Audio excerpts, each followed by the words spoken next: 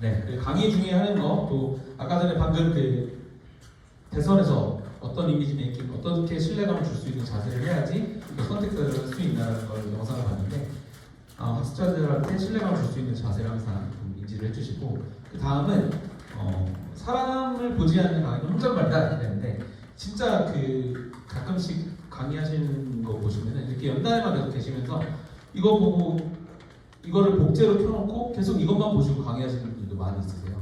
혹은 앞에 나가긴 나가는데 그냥 이 상태로 끝날 때까지 하시는 분들도 계세요. 진짜 실제로 계십니다. 근데 그렇게 하면은 소통이라는 게 전혀 없잖아요. 상호작용이라는 게 전혀 없고. 그러니까 교육생들도 사실 이거를 뭐 인강으로 듣는 것보다 더 인간 같은 강의를 실제로 듣게 되는 거니까, 그런 것보다는 서로 상호작용을 하려면은 사람이랑 좀 아이 컨택을 좀 하고 했으면 좋을 것 같아요. 그래서 시선 처리를 잘하게 되면은 약간 아까 여운을 남기는, 감정적으로 이제 커넥션 시키는 게 좀 약간 아이 컨택을 자주 하면 그렇게 좀 발생되기도 하거든요. 그래서 호소력이나 설득력이 또 올라갈 수도 있고, 그리고 나 홀리는 거 없으니까 자신감 있어 이런 강사처럼 보일 수도 있습니다. 왜냐면 약간 자신 없으면 주눅 들면 이렇게 눈 이렇게 내리잖아요. 내 강의 내용에 자신 없으면 눈 내려지는 것처럼 보이는 것처럼 다 아이 컨택을 강사분들이 다 해주시면은 어떤 질문 와도 다 대답해줄 수 있고, 그런 신뢰감을 또 줄 수 있게 마련이니까 자신감을 표현하게 됩니다. 그리고 딱 눈이 마주친 사람들은 그 사람을 시키는 거죠. 이렇게 여기서도 저랑 눈 자주 마주치시는 분들이 계시거든요. 그런 분들도 시키기가 되게 또 수월하잖아요. 그런 것처럼 또 학습자 참여를 좀 유도할 수도 있고, 그리고 시선처리 할 때는 너무 한 군데만 계속 보지 마세요. 한 분이 저희 강의를 너무 마음에 들어해서 한 분이 저를 자주 봐주세요. 근데 그 사람이 나도 그 사람이 마음에 들고 그 사람도 날 마음에 들어하는 것 같아요. 갑자기 사랑에 빠졌어요. 그러면 어떤 사람들은 계속 그 사람만 봐야지 마음의 안정이 오니까 진짜 시작부터 끝까지 뭐 예를 들어 제가 백성님을 보는 것처럼 딱 이 사람만 보는 거예요. 끝날 때까지. 그렇게 하시면 되게 이상하잖아요. 이상한 뭐 서로는 좋겠죠. 서로는 사랑이 잉태되고 되게 좋겠지만, 그렇게 한다기보다 시선처리 할 때도 나 지금 아이 컨택 하고 있어라는 사람 한 사람만 보면서 스스로 아이 컨택 잘하는 강사네 이렇게 생각하면 안 되고, 하나씩 다 이렇게 고루고루 분산되도록 좀 해주시면 좋을 것 같아요. 그래서 뭔가 자기가 얘기하고자 하는 스크립트가 있다면은 뭐 그게 자연스럽게 안 된다면은 한 문장 끝날 때마다 시선을 한 번씩 옮겨주세요. 의도적으로, 그냥 의식적으로. 그래서 여러 사람들을 여러 조를 다 1조부터 4조까지 다 이렇게 볼 수 있도록 쭉 해주시면은 강사분이 다 수강생들을 다 챙기고 있구나, 강의가 어떤지를 잘 보고 있구나라고 느껴지게 마련이니까 지그재그로 이렇게 좀 한 문장마다 한 사람씩 쳐다볼 수 있도록 의도적으로 좀 생각을 해주셔서 시선을 좀 분산시키면서 시선 처리를 해주시고, 그리고 저희가 강의 때 포인터가 많이 쓰잖아요. 저도 이제 포인터가 있긴 합니다. 이게 보이죠? 저는 포인트를 잘 안 쓰거든요. 포인트 옛날에 그죠? 저희 막 한 10년 전만 해도 포인터 많이 쓰셨잖아요. 막 사모님들이 막 탁탁 하면서 에이 막 동그라미 치면서 이렇게 해서 막 여기 할 때 읽어봐요 이러면서, 그죠? 더 많이 했는데 요새는 포인트 잘 안 쓰고, 포인트를 하더라도 필요한 것에만 최대한 최소화해서 썼으면 좋겠어요. 그 포인트는 눈도 아프고 약간 또 시선 집중도 그렇게 잘 되는 편은 아니더라고요. 그래서 과도한 사용은 좀 금지를 해주시고, 포인트를 딱 찍어놓고 막 이거 이렇게 하면서 휘 돌리는 행동보다는 그냥 이렇게 딱 집중할 수 있는 부분만 이거 딱 찍어서 주시고, 포인트를 현 상태에서 계속 왔다 갔다 하면서 뭐 거품 칠게 앞에서 포인트 쏘고 이거처럼 현 상태에서 쏘면은 눈뽕 맞고 그러잖아요. 그런 거 하지 마시고, 포인트 잡을 때도 열린 자세로 포인트 잡기는 어떤 걸 말씀드리냐면, 포인트를 만약에 잡는다고 하더라도 이렇게 잡아주시는 게 열린 자세지 이렇게 잡아주시면 안 돼요. 무슨 얘기인지 화면 가리는 상태로 잡지 마시고, 잡는다고 하시더라도 열린 자세로 이렇게 포인트 잡아서 시야를 확보할 수 있도록 그렇게 해주시면 좋을 것 같고, 가끔씩은 사실 포인트보다는 저는 손이 좋더라고요. 그래서 손으로 이렇게 딱 가르치는 게 더 좋은 것 같아서 강조도 되고, 포인트를 쓴다는 건 자기가 움직이기 싫기도 하잖아요. 그냥 이렇게 써서 이렇게 하는 것보다는 가서 강조하고 싶은 말은 이렇게 딱 하시면서 하셔도 좋을 것 같습니다. 주의 집중도 되고. 그래서 포인터를 대신한 비주얼 핸드라고 하는데, 비주얼 핸드는 그냥 실질적으로 제가 쓰는 손을 얘기하면 될 것 같습니다. 그래서 질문할 때는 뭐 예를 들면은 이렇게 진수님 뭐 어떻게 생각하세요? 이렇게 얘기해 주신다던가 이렇게 좀 이렇게 알려주시고, 그리고 숫자를 말할 때는 뭐 3가지만 강조해 주세요 하면서 이렇게 3가지 실제로 3을 좀 써보고, 그 범위를 말할 때는 뭐 양을 이렇게 말할 수도 있고, 이런 거를 좀 자주 제스처를 많이 써주시면 훨씬 더 도움이 되니까 그런 식으로 좀 비주얼 핸들을 잘 사용을 해주시고요. 네. 그리고 강사로서는 하지 말아야 될 말들이 몇 가지 있습니다. 한번 의견을 들어볼까요? 강사로서 하지 말아야 될 말이 어떤 게 있을까요? 이거 몰랐어요. 아 이거 몰랐네요. 많이 하신 것 같은데? 많이 평상 말을 많이 쓰신 것 같은데 또 있나요? 강사로서 하지 말아야 될 말. 못 해먹겠다. 그럼 못 해먹겠다라는 말은 강의 중에 안 할 것 같긴 한데 아무튼 네 강의 중에 해야 되면 안 됩니다. 다들 아시겠지만. 다들 아시겠지만 좋습니다. 또 뭐가 있을까요? 그건 틀렸어요. 오 맞아요. 네 그거 들렸어요. 또 있을까요? 강의 중에 하지 말아야 되나? 그러니까 강사가 자신으로서 확실하지 않지만 아 제가 잘 모르겠지만 이렇게 얘기하는 거 맞아요. 그런 말들을 하면 좀 전문성이 좀 떨어져 보이기도 하고 한번 볼까요? 어떤 말들을 하지 않는 게 좋을지 이런 말 많이 하시죠, 그죠? 부족한 제 강의를 들어주셔서 라고 마무리하시는 분들이 되게 많습니다. 마지막에 랩업하고 인사할 때 여기까지 부족한 제 강의를 들어주셔서 감사합니다. 근데 이렇게 말씀하시는 분들이 되게 많은 게 겸손이라고 생각하셔서 그렇게 말씀하시는 것 같아요. 사실 근데 그렇게 좋은 되게 포지티브한 말은 아니거든요. 왜냐면은 내 강의가 퀄리티가 되게 낮다고 생각이 들 수도 있어요. 받아들이는 입장에서는. 강의 잘 못하시는 분이 오셔서 강의하셨네라고 받아들여질 수도 있거든요. 그래서 저런 말씀 최대한 좀 안 쓰시는 게 좋을 것 같고 그리고 이런 말도 많이 하시죠. 이게 제가 어디까지 했죠? 막 하잖아요. 그러면 되게 많이 당황스럽죠. 서로 당황스럽죠. 잘 안 듣고 있었던 수강생이 그런 질문들은 또 당황스럽고 자기도 모르고 이게 진도는 어디까지 모르겠고 이렇게 되니까 이게 좀 강의도 시퀀스가 잘 안 맞고 서로 좀 당황스럽고 민망하고 보니까 명확하게 자기의 순서를 정확하게 알고 계시다가 이런 말을 최대한 삼가해 주시는 게 좋을 것 같아요. 어디까지 얘기했었죠? 되게 많이 하셨죠, 그럼? 실제로 많이 하십니까? 제가 지금 방금 실제로 한 건 아닙니다. 금방 끝나요, 이렇게. 이것도 많이 하십니다, 그죠? 왜냐면 좀 말씀이 많아지고 좀 시간이 좀 딜레이 될수록 근데 저희 다 끝났어요를 30번 외쳐야 끝나잖아요. 또 그렇게 하면은 수강생들이 기만하는 행위잖아요. 기만하고 치팅하는 걸 수도 있어요. 이런 말들은 최대한 하지 마시고 진짜 끝날 때만 하시면 좋을 것 같습니다. 진짜 끝난 게 다 왔을 때. 근데 뭔가 수강생들을 진정시키기 위해서 금방 끝나요 이렇게 하는 걸 최대한 좀 약간 삼가해 주시고 또 아까 말씀해 주셨지만 그건 틀렸다고 얘기하는 거. 뭐 틀린 건 없으니까 전부 다 아시겠지만 뭐 틀린 거는 딱히 없으니까 뭐 딱히 안 맞는 답변도 없으니까 틀렸다고 단정시키면서 말씀하시면 정말 안 좋을 것 같고 이건 또 약간 옛날 스타일인데 갑자기 반발하시면서 막 강의하다가 이거 진수 씨 이거 어떻게 생각해? 이렇게 갑자기 하시는 분들 있어요. 진짜 실제 있습니다. 그죠? 실제 있는데 그런 것도 웬만하면 갑자기 저런 식으로 약간 고자세로 나오면서 질문하시는 것도 안 좋을 것 같습니다. 어쨌든 교육생들은 다 이제 똑같은 동등한 입장에서 생각하시면 좋을 것 같고 그리고 좀 개그를 치고 싶으셔가지고 약간 무리수 드시는 분들도 계시거든요. 그거 진짜 삼가해야 돼요. 개그에 자신 없으시면 안 하시는 게 좋을 거예요. 약간 개그 강박관념이 있으시면은 좀 약간 진짜 확실하게 터지는 거 좀 검증된 거 말고는 웬만하면 안 하시는 게 좋을 것 같습니다. 하여튼 뭐 그렇게 하지 말아야 될 걸 좀 알아봤고 이런 거는 좀 약간 좀 하지 말아주시고 그리고 이제 또 강의에서 중요한 게 목소리가 되게 중요합니다. 좋은 목소리가 나쁜 목소리 뭐 이렇게 따로 있다고는 얘기는 못 드리겠어요. 왜냐면 뭐 사람 목소리가 톤이 다 다르니까. 근데 어떤 목소리 좋은만 사람만 강사할 수는 없잖아요. 근데 그래도 강의 중에 이런 목소리 톤이 좋다고 얘기할 수 있는 건 있을 것 같습니다.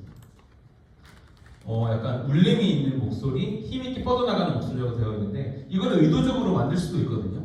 왜냐면 뭐 이따가 호흡법 이런 것도 살짝 말씀을 드릴 거긴 하지만 약간 삼키어지는 목소리, 약간 웅얼웅얼거리고 이렇게 끝나면 잘 못 알아듣잖아요. 근데 그거는 목소리가 안 좋아서 그런 게 아니라 의도적으로 저렇게 좀 힘있게 할 수 있는 목소리를 만들어낼 수 있거든요. 그런 걸로 하시면 좋을 것 같아서 이렇게 얘기를 드리고 이따가 호흡법이랑 실제로 저희가 발성하는 거랑 해볼 거예요. 그때 한번 배워보도록 하겠습니다. 근데 실제로 좋은 목소리 있지 않나요? 연예인 중에 어떤 사람 목소리가 제일 좋으세요? 저도 이병헌이 제일 좋은 것 같은데 이병헌도 있을 테고 뭐 돌아가셨지만 이성균 같은 배우도 생각나고 여자분들도 목소리 좋은 분들이 많이 있으시잖아요. 그런 분들처럼 뭐 좋은 목소리가 있겠지만 좋다고 해서 혹은 그 사람들의 목소리가 많이 다르다고 해서 강의 중에 나쁜 목소리로 들리느냐 그건 아니니까 이런 훈련을 통해서 울림이 있는 목소리, 힘있게 뻗어나가는 목소리 가지시면 좋을 것 같아요. 자기의 고유 목소리를 가져가되 평소보다는 조금 힘있고 명확하게 이렇게 얘기해 주시면 좋을 것 같습니다. 목소리의 크기는 저 어차피 마이크 쓰니까 엄청나게 크게 얘기하지 않으셔도 되겠지만 마이크가 없는 곳도 있을 수 있잖아요. 마이크가 없는 곳에서는 약간 뒤에까지 다 전달되는지 확인을 해주시면 좋을 것 같아요. 뒤에 순주님 제 목소리 잘 들리시나요? 네. 네, 이렇게 확인을 꼭 시작 전에 확인을 꼭 해주시고 마이크 볼륨도 확인해 주시고 혹은 마이크가 없으면은 육성으로라도 얘기하시면서 제 목소리 잘 들리는지 확인하신 다음에 시작하시면 좋을 것 같고 말의 속도가 저도 살짝 빠른 편인데 제가 말이 많아서 말의 속도가 엄청나게 빠르면은 막 서로 불안하고 둘 다 불안하고 네 거친 생각과 불안함이니까 그런 것처럼 되는 거죠. 그죠? 그런 것처럼 불안감이 서로 유발되니까 너무 말의 속도가 타타타타타 막 랩하면서 가면은 그런 것도 살짝 조절을 해주시고 그 억양이랑 이게 약간 인토네이션을 주면서 좀 강조하고 싶은 부분에서 좀 크게 얘기하고 굳이 강조 안 해도 될 부분에서는 좀 그냥 평상시처럼 얘기하고 이런 식으로 억양 변화를 주셔서 조금 강조할 부분을 강조하고 하시면 될 것 같아요. 그리고 때론 잠시 멈춤으로 이제 주의하고 왜냐면은 약간 그죠? 이렇게 딱 멈추면 뭐지 하면서 딱 집중하잖아요. 뭔가 수강생분들이 조금 집중력 텐션이 좀 떨어졌다 그럴 때 이런 거 잠깐 멈춤으로 해서 주의 환기 좀 시켜주시면서 강조하고 싶은 내용 강조하시면 될 것 같습니다. 그래서 목소리 사용법을 한번 써볼 건데요. 목소리 사용법 3킥 미니스라고 있습니다. 세 가지 방법을 소개를 해드릴 건데 크게 호흡, 복식호흡은 제가 이제 복식호흡 강사는 아니지만 복식호흡 하기랑 그리고 발성, 하품하는 느낌으로 발성하기, 크게 벌리고 말하기 그리고 발음, 정확한 어미 처리 이런 걸 한번 실습을 한번 해보도록 하겠습니다. 하나씩 볼게요. 호흡은 복식호흡 뭐 많이 들으셨지만 실제로 많이 쓰기도 어렵지만 복식호흡은 이제 이렇게 배로 힘주면서 하는 거잖아요. 이렇게 하는 거잖아요. 안녕하세요 이렇게 하는 거잖아요. 그래서 그런 걸 좀 활용을 해서 쭉 뻗어나가도록 해주시면 좋을 것 같아요. 가슴이나 어깨 막 여기서 우러내는 소리가 아니라 복식호흡하면서 하시면은 조금 더 명확하게 끝까지 전달되지 않을까 생각이 들고 여기 이렇게 그림이 나와있으면 실제로 좀 어렵겠죠? 그렇겠지만 이렇게 여기를 여기를 횡격막이나 수축 이완을 시키시면서 목소리를 내시면은 훨씬 더 이렇게 쭉쭉 뻗어나가는 그런 거 하실 수가 있으실 것 같습니다. 여기 뭐 노래방 가면 복식호흡 하라고 하잖아요. 노래방 많이 다니시는 분들은 어느 정도 하실 수 있을 수도 있을 것 같아요. 가끔씩 두성 쓴다고 헛소리 하시는 분들도 계시는데 그런 분들 얘기는 흘려 들으시면 돼요. 알았죠? 제가 헛소리 하는 분들 강의 때 두성을 왜 쓰는지 모르겠어요. 아무튼 복식호흡으로 하면서 좀 크게 좀 끝까지 전달될 수 있도록 해주시고 그리고 발성은 하품하는 느낌 기억은 뭐냐면 하품하면 갑자기 목소리 커지는 거 아시죠? 막 이러면서 아죠. 그런 느낌으로 여기 개구부를 확 열어서 말해달라는 얘기거든요. 입 크게 벌리고 말하죠. 그래서 그 하품할 때 여기가 엄청나게 벌어진대요. 연구개라는 부분이 이쪽이 엄청 벌어진대요. 그래서 말할 때도 크게 말하고 싶을 때는 이 하품하는 느낌을 기억해서 확 크게 내지를 해요. 그래서 혀 부리가 늘리고 연구개가 열리고 속내가 늘어나 성량이 풍부해지고 이론적인 얘기긴 해서 그냥 써놓긴 한 건데 하품하는 느낌을 잘 기억해서 강조하고 싶을 때 확 크게 얘기해서 연구개를 벌리면서 이렇게 성량이 쭉 뻗어나갈 수 있도록 그렇게 말씀을 해주시고 그 발음은 저희가 이제 아나운서들 막 여기 물고서 막 하는 거 있잖아요. 볼펜 물고 그런 거랑 비슷합니다. 좋은 기관을 스트레칭을 해주고 정확한 어미 처리를 하기 위한 건데 뭐 볼펜 물고 읽어보고 그리고 뭐 따르릉 이런 거 많이 하잖아요. 그리고 잿말로 이런 건데 이런 이제 운동법이 있어요. 이건 지금 한번 실제로 한번 해보도록 하겠습니다. 한번 같이 해볼까요? 손바닥의 아랫부분을 이용해서 볼 전체를 둥글게 원을 그리면서 마사지한다. 이런 거 풀어주는 거라고 하더라고요. 근육을. 그리고 뒷밤을 통선처럼 빵빵하게 부풀린 다음에 5초간 그대로 멈춘다. 그리고 두 입술에 힘을 빼고 공기를 가볍게 내보내며 그리고 이 모양을 크고 확실하게 내면서 뚝딱뚝딱 소리를 낸다. 입술을 오므리고 앞으로 쭉 내민 상태에서 시계 방향과 그 반대 방향으로 마구 돌린다. 볼을 마구 돌리래요. 입을 가운데로 돌리고 그리고 혀를 길게 내밀었다가 접었다 반복한 뒤에 혀로 입안 구석을 터치를 한다고 합니다. 여기 근육을 풀어주는 거예요. 발음이 씹히지 않게. 정확한 딜리버리를 위해서는 발음이 새는 것도 좀 방지하고 정확한 어미 처리를 하기 위해서 좋은 기관 풀어주는 운동을 강의 전에 좀 해주시면 훨씬 더 부드럽게 하실 수가 있을 겁니다. 실제로 한번 실습을 해볼 건데요. 실습을 하기 전에 이제 아나운서분이 스피치 감쪽 4가지를 이제 소개를 드리고 한번 이거 먼저 보고 해보도록 할게요. 4가지 강조법을 봤습니다. 여러분 이것만 기억하고요. 프레젠테이션을 할 때 사람들의 집중도가 달라지는 걸 경험하게 될 겁니다. 자, 그 첫 번째 강조법은 높임 강조입니다. 가장 흔하게 또 누구나 쉽게 사용하는 방법이에요. 중요하다고 생각하는 부분에 배에 힘을 주어서 크고 강한 소리로 강조하는 건데요. 어느 단어를 강조하느냐에 따라서 전달되는 의미가 전혀 달라지죠. 예를 들어서 나는 희망의 증거가 되고 싶습니다. 나는 희망의 증거가 되고 싶습니다. 나는 희망의 증거가 되고 싶습니다. 어떠세요? 문장마다 의미의 차이가 느껴지시죠? 강세를 두어야 할 곳이 정해져 있는 것이 아니라 말의 문제의 맥락 속에서 여러분이 강조하고자 하는 부분에 힘을 주면 되는 겁니다. 어렵지 않죠? 예문 몇 가지 더 연습해 보겠습니다. 사람을 끄는 매력, 그것은 친절입니다. 그의 강인한 이미지가 나를 매료시켰습니다. 상상할 수 있는 것은 무엇이든 성취할 수 있습니다. 두 번째는 낮춤 강조입니다. 높임 강조와는 반대로 중요하다고 생각하는 내용을 오히려 톤을 낮춰서 약하게 말함으로써 그 의미가 상대방 마음을 더욱더 가닿게 하는 강조법입니다. 예를 들어볼게요. 해가 뜨기 직전이 가장 어둡습니다. 연인 사업 실패에 나는 좌절감에 빠졌습니다. 희망을 버린다는 것은 인생을 포기하는 것과 같습니다. 이렇게 낮춤 강조는 좌절이나 실패, 절망, 작은 것 등 약하고 부정적인 이미지를 가진 단어에 주로 사용이 되는데요. 그런데 스피치를 할 때 내용의 감정을 이입해서 말을 하다 보면 굳이 이런 낮춤 강조를 해야지 하고 머리로 생각하지 않아도 저절로 이렇게 음성 표현이 되는 것을 알 수 있습니다. 즉 말을 할 때는 스킬 이전에 진심 어린 마음이 그 내용에 담기는 것이 무엇보다도 중요하죠.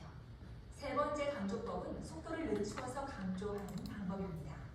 천천히 또박또박 속도를 늦추어서 말함으로써 듣는 이로 하여금 중요하다는 인식을 심어주는 방법이에요. 보통 어렵고 복잡한 내용이나 숫자, 인물, 진화, 연대 등을 말할 때 혹은 정말 내가 강조하고 싶은 부분에서 천천히 발음하면서 강조하는 겁니다. 반면에 쉬운 내용이나 별로 중요하지 않은 내용, 또 청중이 다 알고 있는 내용 등을 말할 때는 빠르게 말함으로써 말에 리듬감이 생기게 되는 거죠. 즉, 천편일률적인 똑같은 말의 속도가 아니라 빠르게 느리게 마치 음악을 연주하듯 말소리로도 아름다운 연주가 가능해집니다. 여러분 너무 멋지지 않나요? 내 몸이 악기가 되어서 아름다운 운이 살아있는 리듬감 있는 소리가 나온다는 사실이 신나지 않습니까? 자, 속도를 늦춰서 강조하는 몇 가지 내용을 또 읽으면서 연습해 보겠습니다. 스피치를 생각하는 것이 아니라 실천하는 것입니다. 만나는 모든 사람에게 영향력을 발휘하는 것처럼 행동하십시오. 내년 우리나라의 수출 증가율이 2자릿수를 기록할 것으로 예상했습니다. 마지막은 잠깐 멈춤, 포즈를 이용한 강조법입니다. 음성 표현에서 상당히 세련된 기법이라 할 수 있는데요. 포즈를 잘 활용했을 때 사람들의 귀와 마음을 동시에 사로잡을 수가 있습니다. 중요한 내용을 말하기에 앞서서 잠깐 말을 멈추는 그 찰나의 순간 청중은 그 짧은 시간 동안 많은 생각을 하게 됩니다. 왜 갑자기 말을 멈추는 거지? 무슨 얘기를 하려는 걸까? 하면서 여러분의 말에 기대를 갖고 더 집중해서 듣게 되죠. 그래서 짧은 포즈를 두게 되면 바로 그 다음에 오는 구절이 자연스럽게 강조가 됩니다. 함께 연습해 볼까요? 하루를 마칠 때마다 신뢰받는 사람이 되려면 먼저 자신에 대한 신뢰를 가져야 합니다. 자신이 무엇을 생각하는지 알면 자신의 감정을 가져야 합니다. 어떠세요? 잠깐 멈추고 그 순간 나도 모르게 귀를 쫑긋 세우게 되지 않습니까? 네, 이렇게 해서 강조법 4가지, 높임 강조, 낮춤 강조, 속도를 늦춰서 강조, 포즈를 활용한 강조까지 알아봤습니다. 강조법만 잘 활용해도 훨씬 생동감 있는 억양이 만들어지고 말의 리듬감이 살아나면서 실제로 청중의 주의력을 높이고 말의 설득력도 확실히 높일 수가 있습니다. 네, 영상이 조금 길었는데 4가지 강조법을 말씀을 드렸고 제가 하는 것보다 아나운서분이 전문가시니까 영상이 좀 길더라도 좀 가져와봤어요. 4가지 강조법을 정리해 봤습니다. 4가지 그래서 강조법을 조용하세요. 높임 강조가 있고 낮춤 강조가 있고 그리고 속도를 조절하는 강조가 있고 멈춤 강조 이렇게 4가지를 배워봤는데요. 저희 한번 실습을 한번 해볼 거예요. 워크시트 보시면은 그쵸? 실습 페이지가 있죠? 스피치 실습이 있습니다. 높임, 낮음, 속도, 멈춤 이렇게 있습니다. 다음 그 적힌 예문을 한번 지금 소리 내면서 왜냐면 모두가 소리 낼 거니까 쪽팔릴 필요 없습니다. 다 소리 내셔가지고 연습 한번 시간 한번 가져보고 제가 한 분 찍어보겠습니다. 지금 돌아다니면서 찍어와서 한번 해보도록 하겠습니다. 지금부터 해보도록 하겠습니다.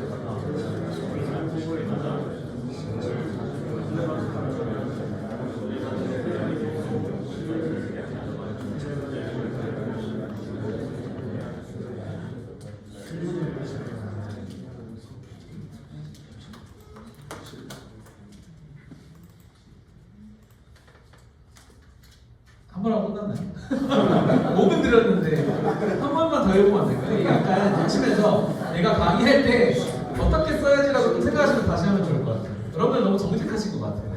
한 번만 더 해볼게요.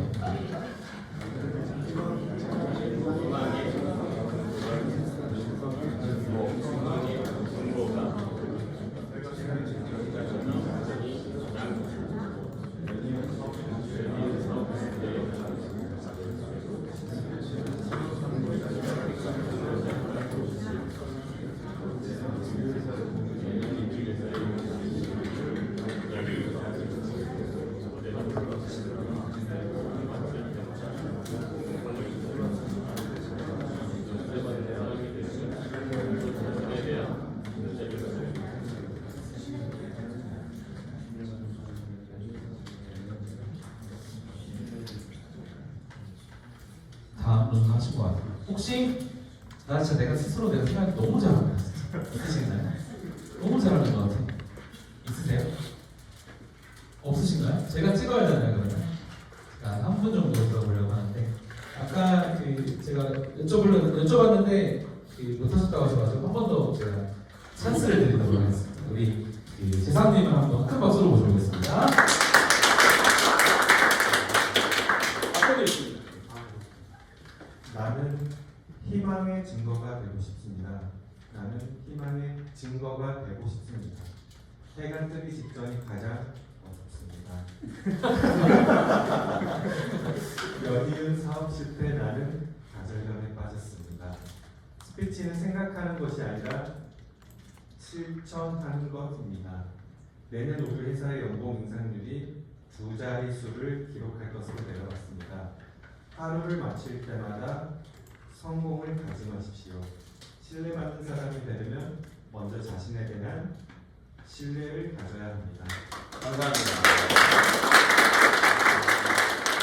감사합니다. 되게 가장 어둡다고 할 때 슬펐어요. 그리고 사업 실패 진짜 하신 줄 알았어요. 너무 좌절감에 빠진 거를 잘 표현해 주셔가지고 이렇게 그 강조법을 통해서 여러분들이 강의하실 때도 스피치 중에도 이런 강조법을 통해서 적절하게 사용하시면서 조금 교육생들이 확 와닿을 수 있게 스피치 하시면 좋을 것 같고요. 그리고 다음은 강의 시간 준수입니다. 강의 시간 준수. 여러분들이 가장 많이 머릿속으로 생각하시는 게 강의 시간 늦게 끝내주는 강사에 대한 되게 안 좋은 감정들이 많이 있잖아요. 저희도 똑같이 받을 때도 기분 나빴지만 그 강사할 때도 많이 생각하셔야 돼요. 강의 시간 실제로 준수할 수 있을지. 그렇기 때문에 저희가 상세 설계서를 작성을 하는 거잖아요. 상세 설계서 작성했을 때 제가 이렇게 세세하게 시간을 다 나눈 게 이제 그런 것 때문에 하는 부분이거든요.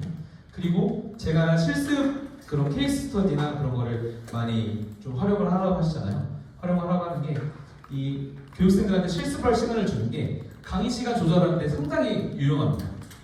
그 시간은 뭐라고 해야 될까요? 유동성이 되게 크잖아요. 그러니까 제가 시간이 많이 딜레이 됐으면 실습 시간을 일단 시켜놓고 좀 빨리 끝내고 그리고 좀 시간이 많이 남을 것 같다. 좀텅 빌고 갔다 하면 실습 시간을 많이 주세요. 많이 주시면은 그걸 이제 강사가 그걸 조절하면서 시간 조절하는 게 되게 쉽거든요. 실습 시간 주시면 그런 식으로 실습 시간을 활용을 하시고 이 실습을 매 교시마다 뭐 50분 수업하고 10분 쉬실 거잖아요. 그러면 50분 중에 후단에 배치해 주세요. 후단에 배치해야지 강의 시간 전체를 컨트롤이 가기가 훨씬 쉽거든요. 후단에 딱 끝에 배치해야지 실습 시간으로 제 끝나는 시간을 조절할 수 있으니까 실습을 만약에 넣는다고 하시면은 강의 중에 제일 마지막 부분에 후단에 넣어주면 좋을 것 같고요. 그리고 음악 활용. 제가 아까 전에 지금 계속 흐르는 음악들이 여러분들이 여자친구랑 좀 노래방 들어가가지고 노래 부르는 그런 노래들 위주로 선정한 것처럼 음악도 어떤 학습자 분석을 하고 나서 좀 음악을 활용을 하시고 또 음악도 적절한 음악을 들으시면은 되게 좋으니까 강의 시작 전에 음악이 잘 나오는지도 잘 틀어주시고 쉬는 시간에도 음악을 틀어놓으시는 게 되게 좋습니다. 왜냐하면 이걸 틀어놓는 이유는 음악을 제가 끄는 순간 아 이제 수업 시작이구나라는 거를 자동적으로 인식하게 돼요. 자연적으로. 그 쉬는 시간 알림과 그리고 강의 재개를 정확하게 알려주는 툴이 될 수도 있기 때문에 음악을 그런 식으로 좀 활용을 해주시고 그리고 브레이크 타임을 해주시고 강의 중에 실습 시간 특히 제가 실습 시간에 계속 은은하게 음악을 틀어놓잖아요. 그 이유는 뭐냐면 진짜 아무것도 안 틀고 실습하세요 이렇게 하잖아요. 아까 전에 음악 안 틀고 저희 그 스피치 연습 시작했잖아요. 근데 아무도 안 하시잖아요 시작을. 근데 이게 뭔가 소음이 있으면은 자기가 목소리를 내는 거에 대한 거부감은 좀 사라져요. 인간이 자연적으로. 근데 너무 조용하면은 목소리를 먼저 내는 거 되게 좀 약간 두려워요. 그래서 실습을 시키시게 된다면은 실습 시키시면서 바로 잔잔한 음악을 좀 깔아주시면은 조금 실습이 자연적으로 일어나게 되거든요. 그런 거를 좀 음악을 활용을 해주시고요. 동영상도 활용을 해주시면 좋겠어요. 동영상도 좀 지루함을 확실히 덜어줄 수도 있고 요즘 워낙 유튜브나 쇼츠나 이런 걸 많이 하기 때문에 동영상에 대해서 너무 이제 잘 흡입력도 좋고 하기 때문에 동영상 적절히 활용하면은 훨씬 더 효과적인 교육이 될 수 있을 것 같습니다. 뭔가 강의 맨 처음에 시작할 때 인트로 부분에서 영상 틀어주면은 이게 분위기가 좀 잡히거든요. 이제 초반에 분위기 잡는 게 어려우면은 초반에 동영상을 딱 틀어주시면서 분위기 잡는 게 훨씬 더 편할 수도 있어요. 그래서 그런 걸 좀 활용을 해보시고 재생 전에 뭔가 주의해서 봐야 될 포인트가 확실하게 있는 영상이라고 하면은 재생 전에 그런 포인트를 잘 언급을 해주세요.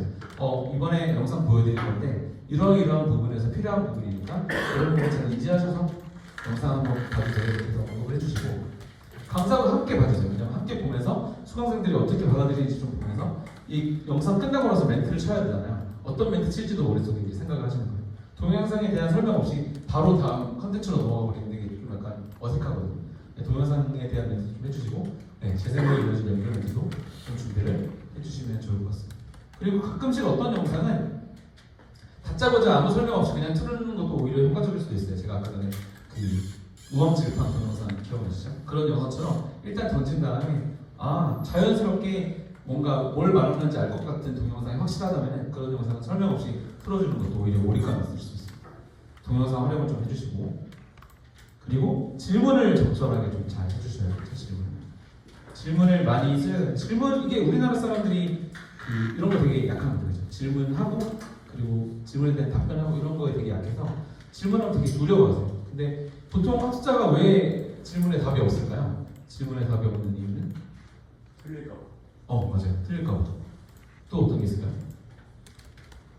왜 한국 사람들은 질문에 답을 잘 안 할까요? 질문도 안 할까요? 부끄러워서. 부끄러워서 맞습니다. 부끄러워서.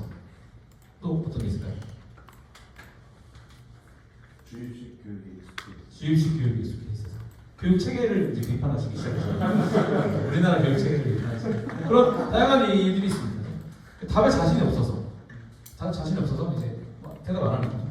그리고 다른 사람이 대답하는 기다립니다. 근데 오늘 오신 분들은 제가 이렇게 뭐 말씀드리면 되게 적극적으로 임해 주셔가지고 되게 저는 되게 좋네요. 편하고 좋네요. 그리고 질문 있지 않는지 잘 몰라요. 질문이야 뭐야 이렇게.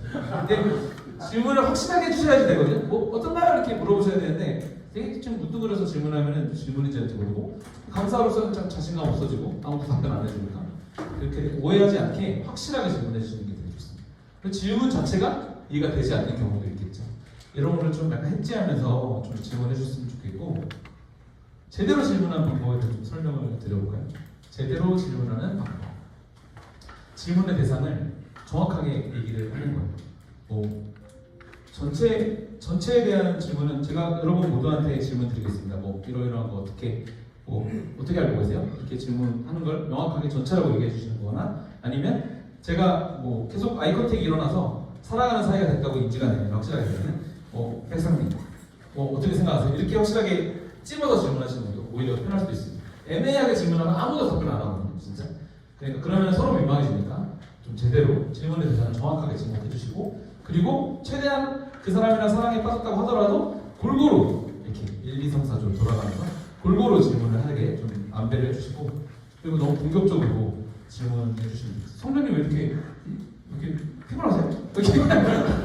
이렇게 하면 너무 서로 기분 나쁘잖아요. 그런 거보다 좀 공격적으로 질문하지 않고 편안하게 대답할 수 있도록 좀 그런 분위기를 만들어주시고 답변이 예, 아니오로 끝나는 질문은 안 하시는 게 좋아요. 왜냐면은 그 사람이 틀린 답변이 낼 수도 있잖아요. 그러면은 되게 당연히 알 거라고 생각했는데 막 질문하는데 틀린 답변을 하면은 서로 민망하잖아요.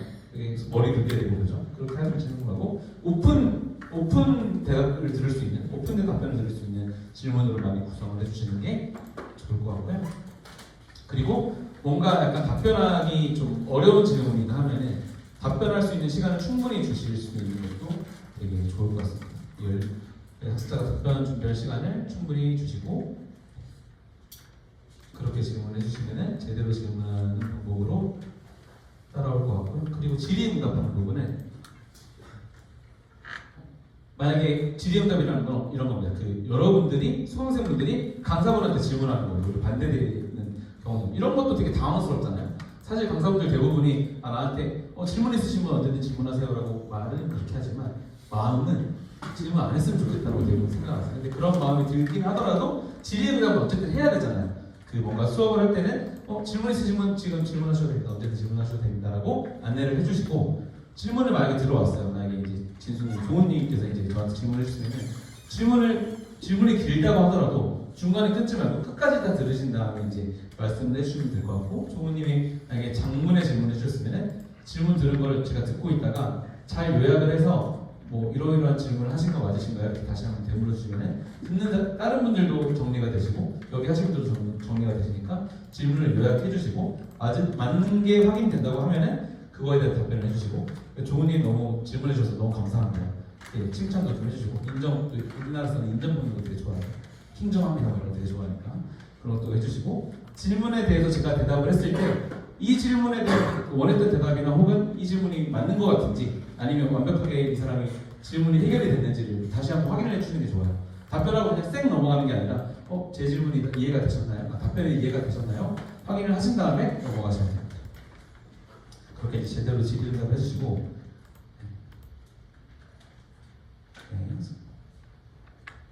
만약에 이런 경우도 있을 수 있습니다. 질문이 들어왔는데 진짜 제가 잘 모르는 내용이에요. 그럼 약간 겨드랑이 땀나고 그럴 거 아니에요. 당황스러워서. 그럼 질문에 대한 답변이 힘든 경우 어떻게 하실 것 같으세요? 질문에 대한 답변이 힘든 경우. 로미님 어떻게 하실 것 같으세요? 답변이 힘들어요. 실제로 잘 몰라요. 모르는데 아는 척하는 건 아닌 것 같고요. 네. 잘 모르는 부분을 확인을 하고 추후에 답변을 하는 게 너무 정확합니다. 박수 한번 주세요. 제가 원했던 답변인데 모르는데 애매하게 아는 척하는 것보다는 제가 이 부분을 정확하게 인지를 못하겠는데 좀 더 확인하고서 금방 다시 답변 드릴 수 있도록 하겠습니다. 이렇게 안내를 해주시는 게 낫지 좀 애매하게 답변했다가 나중에 그 사람이 막 찾아왔는데 아닌 거를 다시 항의할 수도 있잖아요. 그런 것도 있을 수 있으니까 조금 이제 그런 거를 확실하게 모른다고 얘기를 해주시고 근데 이런 것도 있을 수 있잖아요. 딱 답변을 질문을 딱 했는데 들어봤는데 나 알았던 것 같은데 약간 헷갈릴 수도 있잖아요. 조금만 시간 좀 알 것 같은데 이렇게 할 수 있잖아요. 그렇다면은 좀 시간을 좀 제가 알 것 같을 때는 그러면 이 질문을 송변님 어떻게 생각하세요? 일단 던지세요. 다른 수강생들한테 던진 다음에 제가 생각할 시간을 버는 거예요. 이 사람들한테 다른 수강생들한테 던지고 제가 생각할 시간을 번 다음에 제가 완벽하게 답변할 준비가 됐으면 그때 이제 답변을 할 수 있는 걸로 그렇게 약간 유도리 있게 활용을 하시면 좋을 것 같아요. 네, 그리고 질의응답하기에서 또 이제 아주 간단하게 강의에 참여시키는 방법을 조금 설명을 드리자면 아까 제가 말씀드렸던 것처럼 하나 둘 셋 하면 따라 읽기 몇 번 했잖아요. 그렇게 하면은 주의 환기도 되고 이분들이 어떤 걸 강사가 강조하는구나라는 걸 명확하게 알 수 있기 때문에 문장 따라 읽기 하기도 좀 써보시고 그 질문에 이렇게 손들어서 좀 질문 좀 해주세요라고도 좀 요청을 해보시고 그리고 아까 제가 그 빵 쿠폰 드리는 것처럼 뭔가 상품이 있다라는 거 칩을 드리면은 뭔가 따라오는 게 있다라는 것도 해주시면 동기부여가 어느 정도 될 수 있겠죠. 내일은 제가 상품으로 전지 드리도록 하겠습니다. 그러면 이제 동기부여가 될 수도 있고요. 그리고 이제 온라인 툴 아까 제가 그 멘티미터 살짝 보여드렸잖아요. 그런 걸 활용하셔가지고 좀 참여도를 높게 할 수 있도록 하시면 좋을 것 같아요. 하지만 이렇게 제가 모든 이렇게 매뉴얼 같은 걸 다 설명드려도 어디서나 이렇게 정의하기는 조금 미안하지만 문제 학습자들이 어디서나 있기 마련입니다. 문제 학습자들이 어디서나 있기 마련인데 이분들을 어떻게 대할지도 좀 설명을 드려야 되잖아요. 그거에 대한 동영상을 한번 보도록 하겠습니다.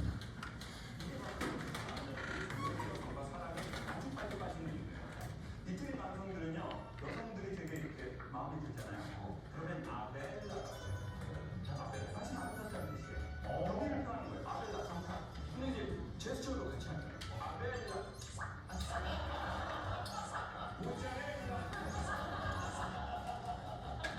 저보세요. 제가 지금 뭐라고 어떤 행동을 할 때 여러분들 이렇게 하시죠. 그러면 저한테 박수 치신 거예요. 그러면 제가 어떻게 됩니까? 아세요? 자존이 올라가요. 내 존재가 소중하다는 게 내가 있어서 이분들이 좋구나. 이거는 비언어적 언어거든요. 이 비언어적 언어는 영혼의 언어예요.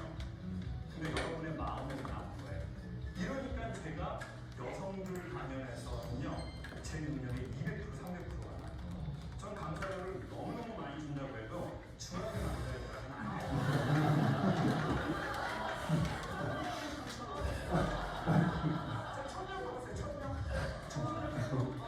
천명이 한 시간 동안 다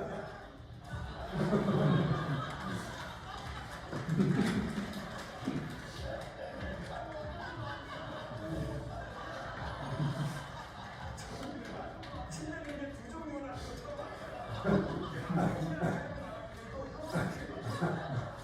제가 유머 한 번 했는데 뭐랬는지 아세요? 앞에 2학년에 자기 친구한테 나이 먹고 고생한다.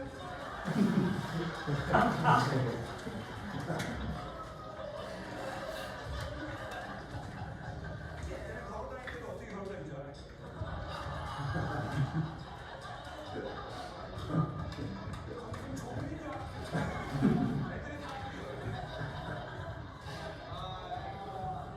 엄마가 친구가 새로운 모델 사줘요. 목소리도 이렇게 하는데 사줘요.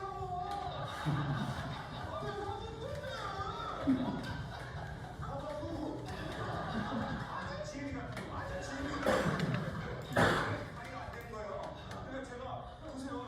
강의라는 게 제 능력이 뭐 5개 있다고 하면요. 오늘처럼 막 여러분이 이렇게 반응하잖아요.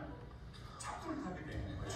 이게 바로 이태리 남자들이 전 세계 여성과 사랑에 아주 빨리 이게 바로 이태리 남자들이 네, 이렇게 혹시 집에 혹시 남동생 자녀가 다 있으신가요? 있으세요? 윤기님 다른 분 혹시 있어요? 윤기님 지금 나가셔서 쉬다 오셔도 됩니다. 남동생을 키우는 게 얼마나 힘든지 너무 고단한지 알기 때문에 어떻게 또 잘 지내시나요? 서로? 저 부부가 거의 비슷해가지고 저렇게 저를 보고 아 진짜요? 남동생이 진짜 힘든 것 같습니다.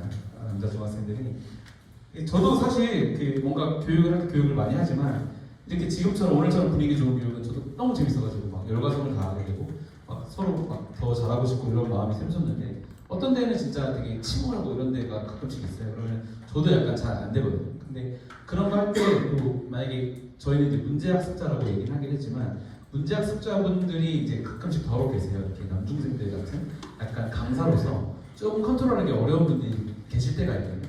그럴 때 조금 대할 수 있는 팁을 좀 그나마 드리자면 좀 미리미리 예방하기라고 되어 있는데 이런 분들을 좀 블랙 러너라고 하거든요. 블랙 컨슈머랑 비슷합니다. 이런 분들은 좀 그 약간 수시로 이제 막 좀 체크를 하시는 게 좋아요. 미리미리 예방하게 만약에 그분들한테 쉬는 시간에 가셔가지고 좀 이렇게 마포 영상도 하시고 좀 그래서 왜 그러세요? 이렇게 하시고 좀 다른 분들보다 조금 더 케어를 해주셔야 될 것 같아요. 그래서 이분들이 크게 막 너무 이탈하지 않는 선에서 좀 참여할 수 있게 좀 같이 하시죠. 이렇게 강사분께서 직접 가셔서 그거를 좀 케어하시는 게 좀 좋을 것 같고 그리고 계획적으로 조편성하기는 뭐 제가 아까 전에 뭐 남녀비율 맞춰서 연령 맞춰서 이렇게 조편성 한다고 했는데 여기 이제 계획적으로 조편성하기는 어떤 의미냐면은 만약에 여러분들이 수강생이 어떤 분들이 들어오시는지를 명단을 다 사전에 아시고 계실 거 아니에요. 그럼 쭉 보시다가 모를 수도 있지만 가끔씩 좀 약간 교육 태도가 조금 안 좋은 분들이 수강생 입과 명단에 들어올 때가 있을 수도 있어요. 여러분들이 아시는 인원에서 만약에 들어오시게 되면은 그런 분들은 그 수강생 중에 제일 우수교육생처럼 보이는 사람 옆에 앉히시는 게 교육생이 완화가 됩니다.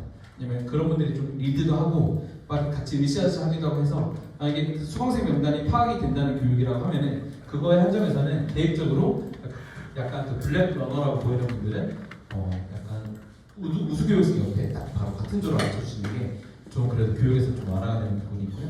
그리고 아까 제가 얘기한 것처럼 미리미리 예방하기는 좀 비슷한데 수시로 가서 좀 다가가서 좀 대화도 하고 마포 영상 하시는 게 좋을 것 같고 진짜 영 안 듣는 진짜 완전 너무너무 교육 참여 의지가 없고 너무 심하게 안 따라온다 이런 분들은 너무 무리해서 다 끌고 가려고 하지 마세요. 오히려 그냥 너무 피곤하시면 쉬다 오시라고 말씀해 주시고 그냥 어느 정도 내가 노력했는데도 안 되는 선이 있으면 그냥 놔주시는 것도 오히려 전체 교육에는 그게 더 나을 수도 있어요. 그거는 상황에 따라서 좀 판단을 해보시고 네 그리고 이제 마지막 이제 평가 부분은 이제 저희가 지금 거의 두 번째 쉬는 시간을 할 수 있을 것 같은데 53분이니까 저희 지금부터 쉬시고 3시 5분에 다시 시작하도록 하겠습니다. 두 번째 시간 고생하셨습니다.